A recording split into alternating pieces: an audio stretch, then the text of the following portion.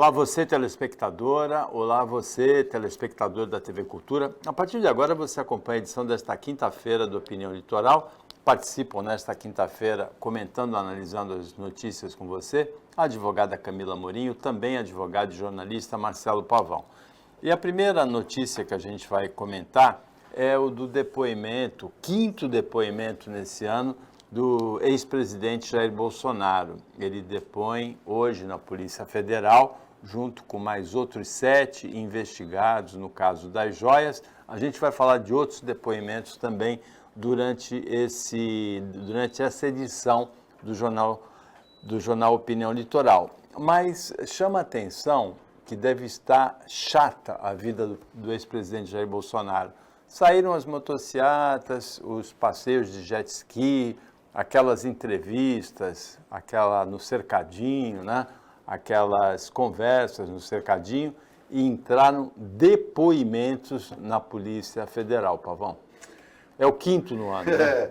Boa tarde, Paulo. Boa tarde, Camila. Boa tarde a todos. Hoje é aquele típico dia que o Opinião tinha que ter uma edição de dia e uma edição à noite, porque tudo vai mudar no decorrer do dia e vai ser interessante. É o quinto depoimento, mas esse é específico, Paulo, em relação às joias, né? É o inquérito em relação às joias, por isso que a Polícia Federal fez esse movimento dos 8 depoimentos serem simultâneos. Os 7 serão presenciais em Brasília, o único que será ouvido à distância é o advogado, agora ex-advogado do ex-presidente, o Frederico Wassef, né? Ele é o único que vai ser ouvido em São Paulo. Todos os demais serão ouvidos simultaneamente em salas separadas e isoladas na Polícia Federal em Brasília. E, de acordo com fontes de dentro da Polícia Federal, esse movimento seria no sentido de se caracterizar ou não que todos estariam ensaiados para dar a sua versão, o que eventualmente poderia acarretar a caracterização da obstrução da justiça e até eventual pedido de prisão, Paulo. Camila. O circo está se apertando, né? Cada vez mais nós estão atrás de achar verdade, estão atrás do entender o porquê. E a gente tem visto o Bolsonaro cada vez mais perdido, vamos dizer assim. É rolo com o ex-advogado dele, é rolo com joia, é rolo com as motocicletas, também tivemos problemas. Ele está devendo não sei quanto de multa para o estado de São Paulo. Então, eu acho que o Bolsonaro está chegando no fim da linha. É importante a gente saber detalhes dessa questão das joias, porque eu e acredito que muitos outros até agora não entendemos, principalmente porque existia portaria da época do Temer em relação às joias personalíssimas ou não. Ele revoga, volta, ele diz que não era bem assim. Enfim, tem muita coisa para esclarecer. A princípio, quando saiu, né, que o depoimento seriam todos simultâneos, eu imaginei que era para analisar a questão do contraditório, para ver se todos falavam a mesma coisa em relação aos mesmos assuntos. Mas aí já tem um sinal de que não é conforme o Pavão falou. Então, eu acho que hoje vai ser um dia muito especial. Os dias seguintes também vão ser muito especiais, porque eu acho que vem muita coisa aí do nosso judiciário e da nossa política. Concordo com o que o Pavão falou. Hoje a gente tinha que ter um plantão e dar notícia a cada 1 hora, porque tem muita coisa hoje. Bom, um outro depoimento a que eu me referi é do general da reserva Gonçalves Dias. Ele presta depoimento hoje na CPMI dos atos de 8 de janeiro, mas o ministro do Supremo Tribunal Federal, o novato dos ministros, o Cristiano Zanin, deu autorização para que ele possa ficar calado durante o depoimento. Paulo, neste momento agora, à tarde, ele está prestando, ele disse que ele tem o direito, né, o G. Dias, né, é assim que ele é chamado, general da reserva, Gonçalves Dias, ele conseguiu no Supremo Tribunal Federal o direito de permanecer calado. mas disse que iria responder. Então vamos aguardar. O grande detalhe do general Gonçalves Dias, que era o comandante do GSI no dia 8 de janeiro, e já meio que foi apurado pelas fontes jornalísticas, o grande problema dele foi que ele manteve no Gabinete de Segurança Institucional, que é considerado um enclave, né? Ele é a única área do governo federal, do executivo, que é militar. Todas as demais são civis, podendo até ser ocupados por militares, mas o único ponto militar da Presidência da República, do Poder Executivo, é o GSI, e ele teria mantido pessoas no gabinete da época do ex-presidente Bolsonaro, porque ou seriam filhos de colegas militares da época da ativa, ou seriam pessoas da sua época, enfim, ele acreditou que aquele grupo de militares que era egresso do governo Bolsonaro estava coadunado com o novo governo, o que se configurou um grande equívoco. Então, por ação ou por omissão, o general Gonçalves Dias cometeu um ato falho, porque aí, com toda a propriedade que o Paulo Schiff me coloca aqui no programa, ele deveria ter sido um pouco mais São Tomé do que ficar acreditando nas historinhas. E por isso ele perdeu o cargo e está sendo envolvido. É exatamente por ele ter acreditado nas pessoas que ele falhou. O Gonçalves Dias hoje, durante o depoimento, ele já disse que a falha foi principalmente da Polícia Federal, da Polícia Militar do Distrito Federal, Polícia Militar do Distrito Federal, e que ele, se voltasse no tempo, seria mais duro na repressão aos manifestantes do que ele foi. Ele já havia dito anteriormente, Camila, que as prisões aconteciam no segundo andar e ele foi visto conversando com manifestantes do terceiro no quarto andar. Isso resultou na demissão dele do GSI. Foi uma passagem meteórica. Ele tomou posse dia 1º e no mesmo mês de janeiro ele saiu. Ele teria, depois que essas imagens foram divulgadas, ele teria sido mais duro. Ele disse que conduzia os manifestantes, os invasores, para as prisões que aconteciam no segundo andar. Ele precisa ser um pouco mais pavão, né, o nosso São Tomé, mas não foi. Eu acho muito estranho, Paulo, esse papinho de que eu estava embaixo e não vi o que estava acontecendo em cima, e assim vai. É muito omisso você estar num local e não saber o que está acontecendo no segundo andar, você está conversando e não está ouvindo nada. Isso, para mim, soa muito estranho.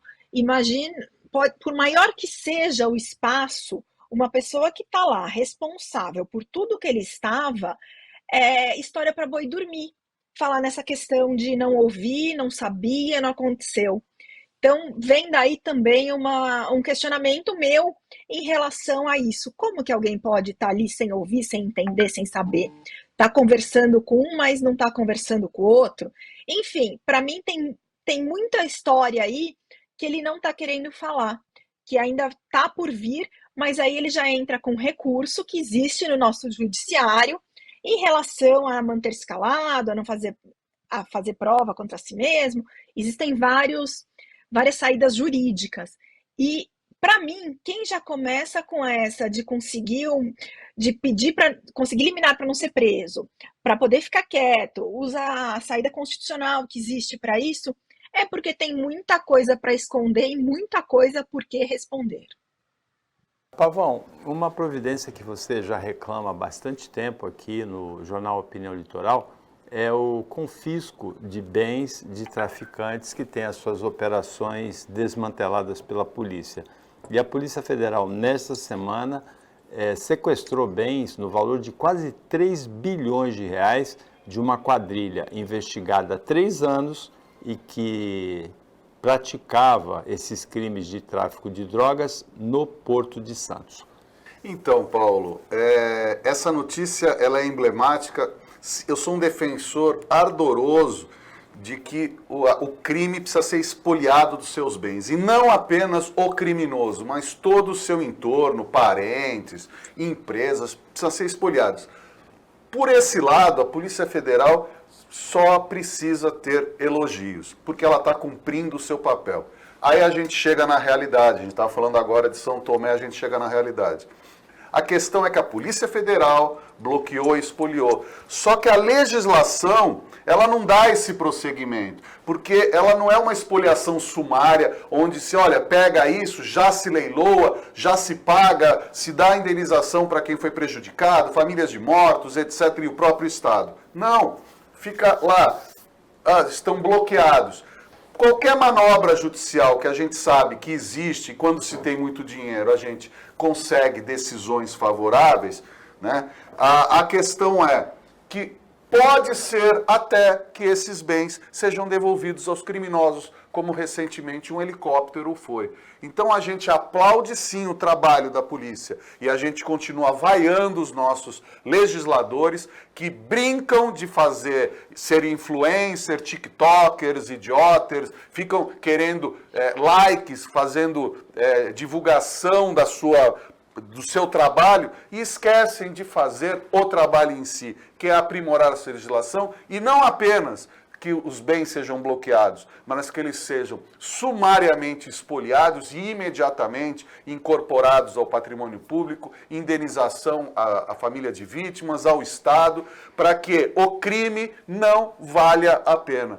Então, pelo primeiro lado, Polícia Federal, parabéns. Legisladores, bola fora. E o Pavão acerta quando ele fala legisladores, porque a primeira tendência nossa é a de responsabilização dos juízes, dos ministros do Supremo, e não é verdade. Eles cumprem a lei. Se o advogado achar uma brecha de falha na operação, ele vai conseguir a liberação do bem, mesmo que seja evidente que esse bem foi amealhado com o crime. Nesse caso aí, são 3 anos de investigação, 17 toneladas de cocaína apreendidas, toneladas que vêm do Peru, da Colômbia, da Bolívia e são embarcadas no Porto de Santos para abastecer o mercado europeu.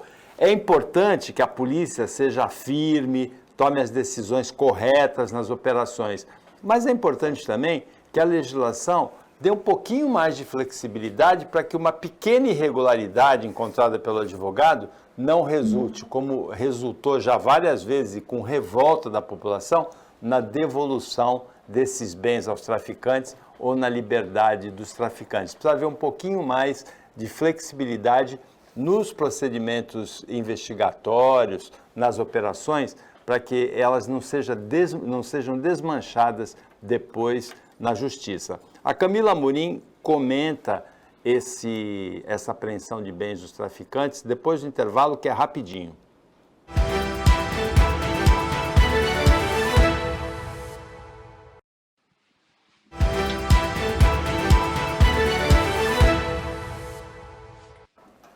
Voltando com a opinião litoral, a questão que a gente vai comentar agora, que a Camila vai comentar, é as devoluções que têm acontecido de bens que foram apreendidos, de traficantes, de prisões que foram feitas, com base em pequenas irregularidades que aconteceram durante as investigações. Então, o mandado de busca e apreensão não falava de helicóptero, de jet ski, de motocicleta e de carro de luxo, então não podia ter apreendido, só a droga. O sigilo telefônico daquela linha não foi autorizado, então as provas não são válidas. São coisas desse tipo, não é, Camila, que provocam profunda revolta na população. Pois é, Paulo, a população tem revolta contra o advogado que defendeu o caso. A população tem revolta contra o juiz. A população tem revolta contra um monte de gente. Mas, como o Pavão falou, ninguém se revolta com o legislador. Não concordo com a flexibilização da legislação. Eu acho que as legislações precisam ser feitas de maneira correta, não feitas como a gente tem hoje. Eu acredito que uma reforma de legislação seja a melhor solução, não a flexibilização da mesma, porque aí vai virar mais bagunça ainda, eu acho que tem que flexibilizar para um lado, você acha que tem que flexibilizar para o outro. E as ordens que são dadas, os mandados que são confeccionados, a forma como deve ser feita a investigação, precisa ser mais clara. Então, deve-se ter atenção de colocar todas as linhas telefônicas. Deve-se ter o cuidado de colocar carros de luxo, helicópteros, citar tudo. Porque senão acontece a falha, sim, e a investigação é totalmente cancelada. Hoje eu lembrei um termo que eu aprendi na faculdade, que é o fruto da árvore proibida. Isso é muito interessante e é válido, tem que prestar atenção nisso, todos devem. Que o que vem, o fruto, vamos dizer, a maçã, que vem daquele pé de maçã contaminado, não pode ser utilizado. Então, o carro que é apreendido, oriundo de uma busca e apreensão errada, não pode ser usado. Então, aí vai um pouco da atenção de quem está executando a legislação, vai a atenção dos advogados que pegam esse tipo de coisa e deve ter, sim, uma regra feita de melhor forma pelo legislador. A gente não pode culpar a falta de flexibilização. A lei não deve ser flexível. A lei precisa ser clara e direta. Aí, até porque o Marcelo vai concordar comigo, dificulta o trabalho do advogado, porque um bom advogado sabe interpretar muito bem a legislação de acordo com o interesse do seu cliente. Então, precisa de uma reforma legislativa, não uma flexibilização. A gente tem cobrado aqui há algum tempo a ação dos vereadores de Cubatão e do Ministério Público de Cubatão. E o Ministério Público ontem deu ar da graça. Depois de um caso gravíssimo acontecido na escola João Ramalho, Unidade Municipal de Ensino João Ramalho, em que foi encontrado um pombo em adiantado estado de decomposição, poluindo a água, ele estava na caixa d'água, e uma infestação de ratos na escola, o Ministério Público interditou a escola, Paulão. Então, Paulo, aí veja, mais uma vez é aquela notícia que a gente tem que dividir. Ontem mesmo a gente fez o apelo aqui no Opinião para que o Ministério Público, você mesmo, falou diretamente com o Ministério Público, de repente eles acordaram, obrigado pela audiência do Opinião, Ministério Público. E aí a gente vê, bom, pedido de interdição da escola, acabou, então não tem mais aula, vamos interditar, fica fechado. Cadê a determinação para o cumprimento da vistoria? Cadê a determinação para que seja imediatamente estabelecido um local para que essas crianças tenham aula? A periodicidade dos laudos de saúde, da água, de balneabilidade, etc. e tal. Onde está esse tipo de prestação? Então, a gente precisa também, a gente está falando agora de cobrar os legisladores, cobrar o poder legislativo da cidade, porque o vereador ele é eleito para fiscalizar o prefeito e não para bater palma para o prefeito, a verdade é essa. Só que aí, por meandros da política, os vereadores entram para bater palma para prefeito. E aí todo mundo é do grupo do prefeito, seja qual cidade. A gente não está falando especificamente de Cubatão. A verdade é que é essa. Há uma coalizão, a gente está vendo, em todos os níveis. Então a gente precisa ter um legislativo que cobre, que fiscalize, que faça com que as coisas aconteçam como elas devem acontecer. E a gente está vendo até o Ministério Público, que a atitude, olha, está interditada. E o resto? E as outras escolas? E as outras, e os hospitais? E os outros salas? E mais, será que o Ministério Público do restante das cidades também está tomando essa providência? Será que estão determinando uma vistoria em todos os laudos da água, do saneamento? Será que estão fazendo algo? Ou ficam todos sentadinhos nos seus gabinetes esperando sair uma notícia? Opa, agora eu vou. E aí de forma casuística, de forma absolutamente pueril, o Ministério Público atua. Porque é isso que a gente tem visto. Inclusive o Ministério Público do Trabalho também, nós vamos ter mais pauta desse tipo. Quer dizer, precisa ser chamado para tomar atitude ou os senhores e senhoras não estão conectados com o dia a dia? Isso me preocupa demais. As nossas instituições estão muito acomodadas. A população precisa e deve buzinar. E enquanto a imprensa tiver liberdade, enquanto a gente vai ficar aqui cornetando sim. Então, Ministério Público, por favor, não fique só nessa de fazer perfumaria. Vá a fundo, cobre explicações e cobre resultados e mais, habitualidade nisso. Não vamos esperar que a coisa caia, porque há pouco tempo a gente estava ouvindo falar de de furto e roubo de carga dos trens aqui entrando. De repente parou tudo.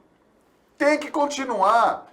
Não vamos deixar a coisa adormecer. Os problemas estão cada vez maiores e a gente precisa e deve tomar partido. Por favor, Ministério Público. Camila? É o que o Pavão falou, tem total lógica, né? Fecha a escola e faz o que com as crianças? Mandam elas estudarem aonde? Em casa, com laptop, com celular, como a gente viu que não tem a menor condição. O que a gente faz? Vai lá, finge que não tem aula mesmo, fecha o problema do pombo, xinga o pombo e manda ele resolver o problema dele.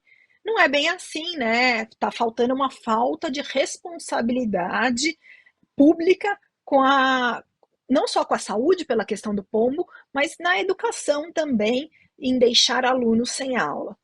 Vale a pena destacar que essa semana é o segundo acontecimento que a gente tem relatado desse tipo de coisa. Na Bahia foi encontrada uma cobra dentro do bebedouro de uma escola municipal, aonde as crianças estavam bebendo essa água e estavam sentindo boca adormecer, esse tipo de coisa. Então, vale a super atenção a Cubatão, órgãos públicos, vereadores, não é para ficar sentado tomando chazinho e batendo papo. Tem muito trabalho a fazer e está na hora de começar a fazer, já passou da hora. Ministério Público, tome providências, atitudes, cobrem, fiscalizem também se aquilo que vocês mandaram está sendo feito. E assim, é sério, é questão de saúde, é questão de educação. Os pilares do nosso Brasil estão sendo afetados. Como que a gente vai fazer? Que futuro que é esse?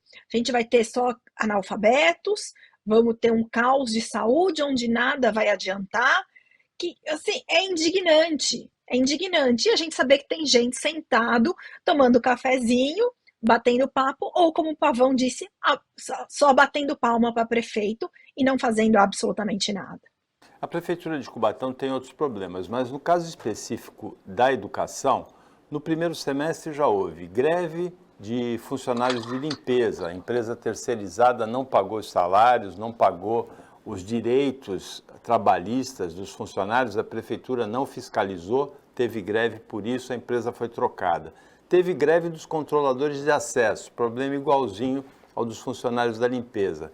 Teve várias escolas sem aulas por planejamento mal feito de obras nas escolas que invadiram o período letivo quando elas devem ser feitas no período de férias. Já tem um caso anterior de uma condenação do prefeito Ademário por licitação, aliás, por ausência de licitação na contratação da merenda escolar também. Esse caso do pombo e dos ratos só é um fecho previsível para essas coisas todas irregulares que vêm acontecendo na educação em Cubatão.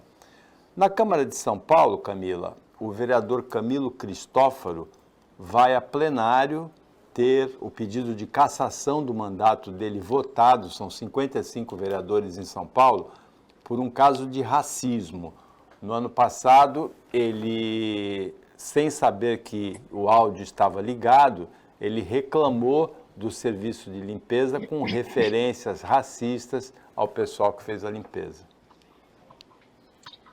Paulo, eu vou começar com uma pergunta aos nossos telespectadores. O que você tem, você, Paulo, eu, Camila, deputado, vereador, qualquer um, o que a gente tem a ver com cor de pele do outro, sexualidade do outro, peso do outro, qualquer coisa? A gente está em 2023, está na hora das pessoas entenderem que ninguém tem nada a ver com características dos outros. E daí que a pessoa tem uma cor diferente? E daí que tem um sexo diferente? O que isso afeta na sua vida? Isso não é adjetivo, isso não é nada, é uma característica das pessoas. Tomara que ele seja cassado e responda criminalmente pelo que ele fez. Ele não entendeu que a sociedade atual não aceita mais esse tipo de coisa. Já passou da hora das pessoas terem essa consciência. E, assim, não ofendeu por um desses motivos racistas, tem que responder criminalmente, tem que ser cassado. E vale lembrar que a pena por esse tipo de crime não é branda. Tá certo o judiciário, os legisladores nesse sentido, tem que penalizar e penalizar bem, porque assim, quem sabe, uma cabeça jaca é fruta, tá? Uma cabeça de jaca como essa entende que não é assim que acontece, que não pode falar isso. As pessoas precisam ter filtro. Não é pensou, falou. O ser humano tem que raciocinar. Então, antes de falar esse tipo de bobagem, que esse senhor pense e depois arque com o que foi dito. Que hoje em dia a nossa sociedade, o nosso judiciário não aceita mais isso. Pavão, esse caso do vereador Camilo Cristófaro, ele lembra muito o caso do ex-apresentador da Rede Globo, jornalista com uma carreira brilhante, William Vac, que foi afastado das funções, perdeu o emprego na Rede Globo, por uma manifestação racista, aliás, muito parecida Exato. com a do Camilo Cristófaro, quando ele cobria as eleições nos Estados Unidos. Exatamente, ele estava na cobertura lá se não me engano, era da posse do presidente Barack Obama, né? Ele já estava, e aí aconteceu um barulho e ele fez o mesmo comentário. E esse cidadão, esse senhor vereador em São Paulo, eu acredito que ele vai ser cassado sim, porque ele vai ser vítima, não da ética dos seus pares, não, ele vai ser vítima do período pré-eleitoral que já se iniciou. Ele era um vereador do PSB, foi desfiliado pelo PSB e entrou no Avante, que é um partido pequeno. Então, o relator da Comissão de Justiça da Câmara é do MDB, que é o partido do prefeito. Então, a gente vai somando essa questão. Está na hora do atual prefeito, Ricardo Nunes, mostrar que é uma pessoa que está ao lado certo e seus apoiadores também. Então, esse cidadão aqui provavelmente será sim cassado, porque é menos um na disputa do ano que vem. Não porque estão combatendo o racismo. E eu não quero ser hipócrita aqui de dizer que ele pensou e falou. Não, porque tá embaixo da nossa pele. Se a gente não lutar todos os dias contra frases, ditados e posturas racistas, a gente não vai consertar a cultura desse país. Então, nós todos, eu, o Paulo, a Camila, você que está em casa, todos nós temos que nos policiar todos os dias, para a gente não chamar mais cômoda de criado mudo, para a gente não falar que o trabalho foi nas coxas, que a gente não fica falando que é de preto. A gente precisa se policiar. A gente precisa reaprender, essa é a verdade, a gente precisa reaprender as coisas e deixar o lixo para trás. E espero que ele seja cassado, mas infelizmente eu não acredito na ética e na polidez dos seus pares. Ele vai ser cassado porque estamos às vésperas da eleição e precisamos dar algum pescoço ao povo. É assim que sempre foi, é assim que é e é assim que sempre será. Opinião Litoral volta depois do intervalo, é rápido, fica aí com a gente.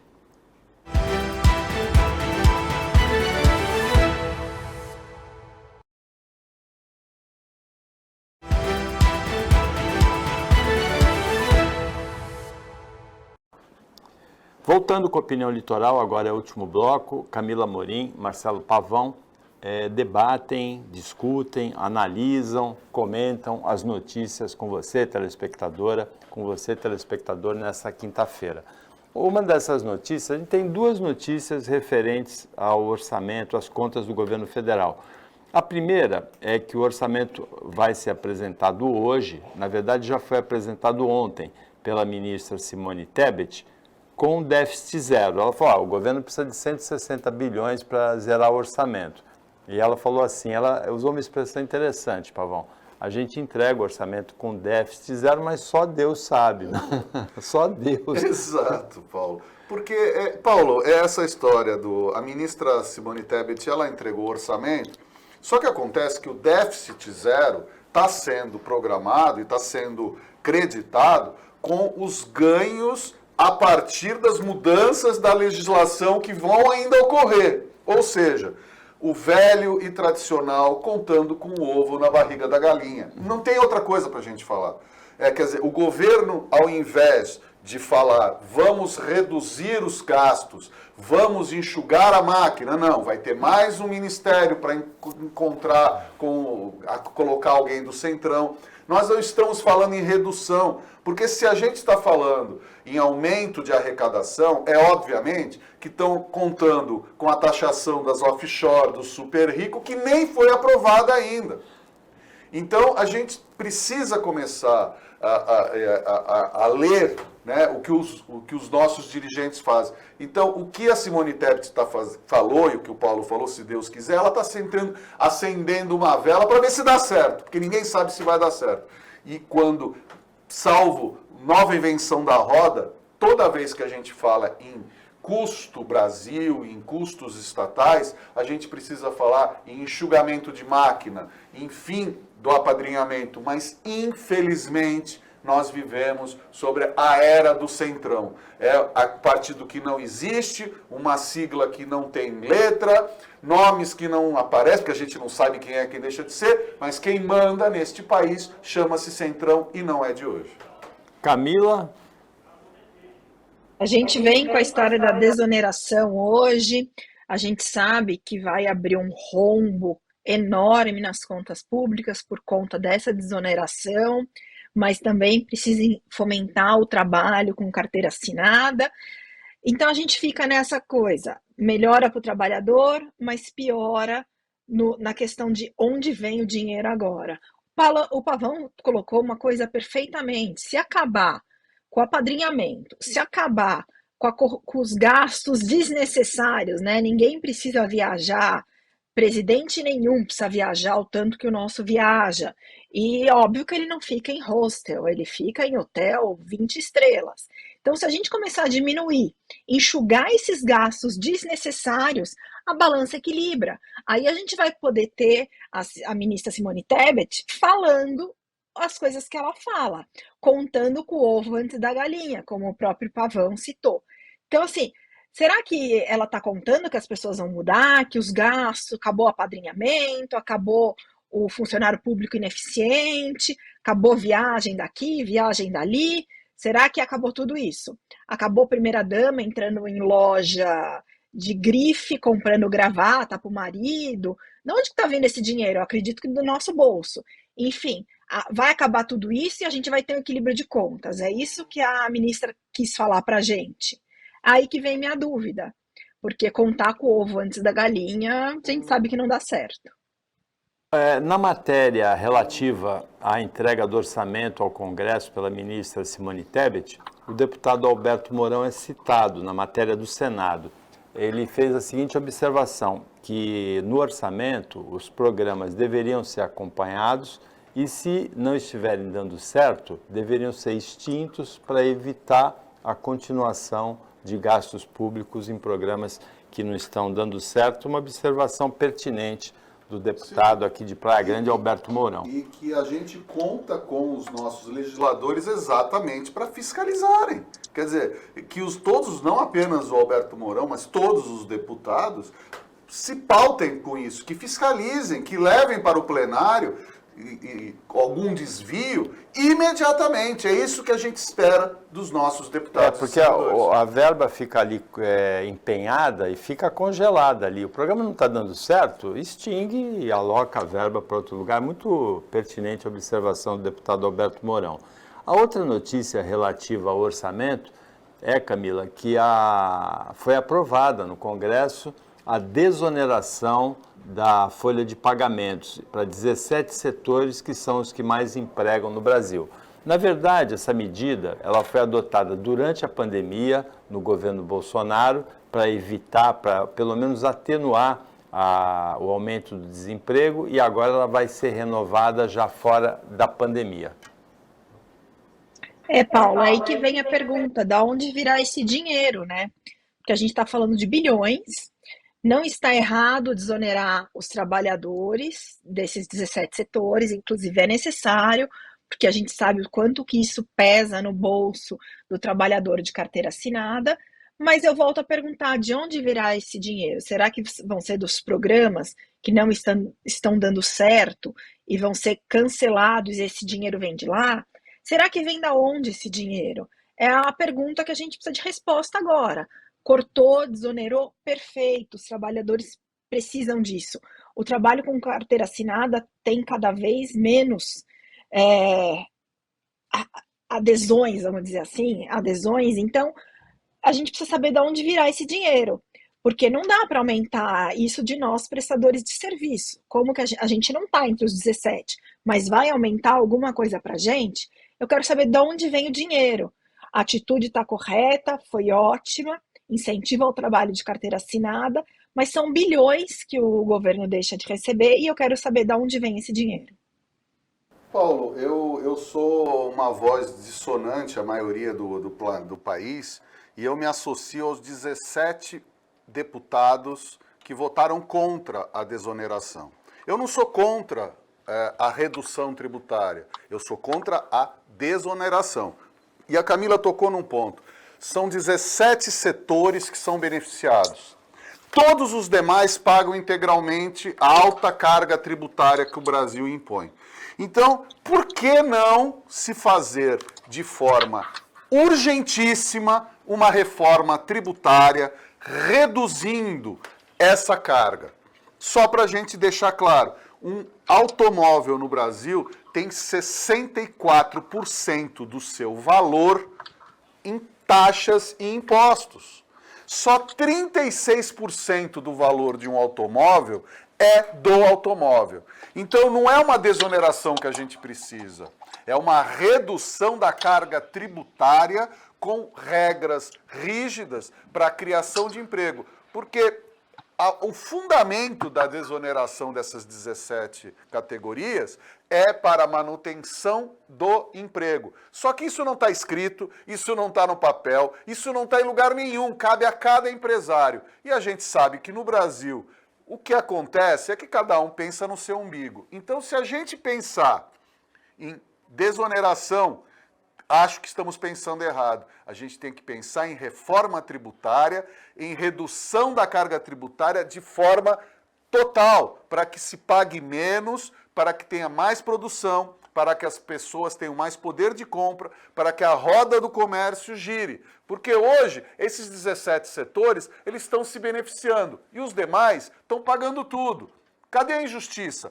É óbvia, porque não vai bater um paga menos, um paga igual ao total, é óbvio que na balança vai haver prejudicado e a gente não está tendo justiça tributária. E se não há justiça tributária, a gente cai na sonegação. E hoje é esporte nacional, não é de hoje, mas hoje mais do que nunca, sonegar acima de tudo. E quem tem muito dinheiro, quem faz holdings, empresas com laranjas, vai blindando. Então, assim, o mais velho do que andar para frente, o casal se divorcia e continua vivendo junto. Para quê? Blindam o patrimônio. Isso a lei não atinge, mas é mais velho do que andar para frente a blindagem do patrimônio. Então, não adianta a gente desonerar 17 categorias e deixar o resto pagando tudo. Talvez uma parte desses recursos que o governo precisa venham da produção, do aumento de produção. O Porto de Santos registrou um recorde de movimentação nos 7 primeiros meses desse ano, mais de 96 milhões de toneladas embarcadas ou desembarcadas. Se a gente projetar para um ano, daria 168 milhões de toneladas em 2023. Para a gente ter uma referência, em 93, na época da privatização da operação portuária, eram 40 milhões, não eram nem 40 milhões de toneladas. Nós podemos chegar nesse ano a 168, longe ainda da previsão do BIRD de 240 milhões de toneladas em 2024, feita em 2009 essa previsão, mas muito maior do que as 40 milhões que eram movimentadas na época da privatização da operação portuária. Para terminar a opinião de hoje, uma pesquisa internacional feita em vários países, com 82 mil pessoas, quase 4 mil dessas pessoas brasileiras, mostrou modificações importantes no comportamento sexual do brasileiro. A primeira relação sexual, em média, aos 18 anos, 10 parceiros, em média, ao longo da vida. Tem quem tem 1, tem outro que tem 19, para a média dá 10, né? E como a pesquisa foi feita em 2021 e 2022, anos da pandemia, uma mudança muito importante, Camila, que foi detectada, é o aumento do sexo virtual e o consumo de pornografia. Paulo, em relação ao sexo virtual, eu sei que existe, mas eu não entendo como, né? Como que a pessoa faz sexo através de um celular, de um computador? Eu acho que a minha imaginação não alcança essa modernidade.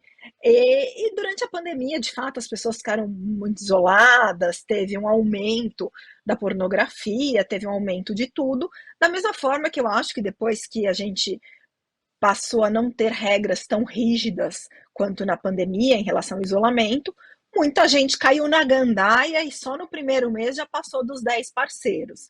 Então, eu acho que a gente tem muito ainda que entender, mas ou não entender, né? Porque que cada um tem a ver com a vida sexual do outro? Paulo, é tão bizarro, né? Porque as pessoas são uma coisa na rua, quando ficam atrás da tela, atrás do seu telefone, elas viram outra coisa, né? E isso é muito mais afeito aos psicólogos, né, do que a gente tentar entender. O que acontece é que, desde o advento de que o celular, né, é um computador na mão e você está conectado com o mundo, é muito mais fácil para o bem e para o mal. É óbvio que tem muita gente que é tímido ou uma pessoa que não tem muita vivência do dia a dia, encontrar um parceiro ou uma parceira pela internet é muito mais fácil. Mas tem muito bandido, muita bandida, tem muita gente maldosa, tem muita gente inescrupulosa e precisa-se ter conhecimento, né, desse mundo, porque é um mundo absolutamente desconhecido para a grande maioria. E mais cedo ou mais tarde, porque a gente está numa época em que, por exemplo, eu fui criado analogicamente, né? Eu fui criado na rua, eu fui criado jogando bola na rua, eu fui criado com papel, não tinha computador, máquina de escrever, nem elétrica era quando eu era pequeno. Hoje é outro mundo. Então, eu acredito que com o passar do tempo, essas técnicas, esses conhecimentos vão se aprimorando. Este momento histórico que a gente vive é um momento de transição. Então, pais, responsáveis, tutores, têm que ter triplicada atenção com seus filhos, com as suas crianças, com as pessoas, para não haver um desvirtuamento. E também com os adultos, porque tem muito adulto que acha que é muito esperto e a gente tem visto ultimamente em sites de relacionamento e aplicativos as pessoas marcarem e serem encontrados por quadrilhas, muitas vezes as pessoas perdem a vida. Então a gente precisa ser menos dado e mais observador para a gente tentar controlar essas ferramentas que ainda nos controlam. A pesquisa internacional foi feita em 45 países, com 82 mil pessoas. 3.650 dessas 82 mil são brasileiras, 2021, 2022. E um dado interessante no Brasil também é que aumentou muito, para 81%, o número de pessoas que dizem já ter tido relação sexual com um parceiro ou com uma parceira casual. Ontem foi dia de superlua, aqui na Baixada Santista a visão da superlua azul foi difícil, porque o céu estava parcialmente nublado, algumas pessoas conseguiram fazer registros, mas vale a pena. A lua não fica exatamente assim azul. Eu vi a lua, mas não ficou azul, Paulo. Eu fui pra rua, eu vi a lua, tava linda demais, pertinho, parecia uma lua bem perto, mas não tava azul, não. O nome Essa azul... lua tem corante. Essa imagem que a gente fez é romanceada. A expressão Blue Moon, lua azul, ela se refere a um evento raro, por isso o nome Blue Moon, que é a segunda lua cheia no mesmo mês, e quando ela acontece, a segunda lua cheia desse mês de agosto, e aconteceu num dia em que ela está no perigeu, na parte da trajetória dela, mais perto do planeta Terra.